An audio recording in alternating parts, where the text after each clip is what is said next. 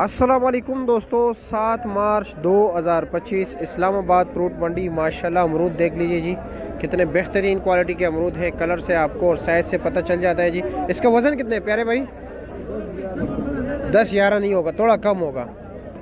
सोच ले फिर भी 9 किलो होगा। 9-10 किलो, 8 तो नहीं होगा ना? हाँ सच पक्का बात है? चलो जी, पक्की बात है ना? हाँ। और इसका रेट क्या है? 2700 रुपया जी। माशाल्लाह, लेकिन है माल भी अच्छा है जी। वैसे ज़बरदस्त क्वालिटी है। ये देख लें आपके सामने अभी बिल्कुल सफ़ेद। ये आप याद रखें कि ये बनू के हैं। ये इसका रेट जो है ना ये काफ़ी तेज़ है। ये जो पंजाब वाले हैं ना ये सस्ते हैं जी। ठीक है, ये देख रहे हैं जी, ये है 2100 रुपया। और इसका वज़न कितना होगा? 10-11 किलो होगा ना? कितना है? 13 किलो। चलो जी ठीक है, शुक्रिया आपका।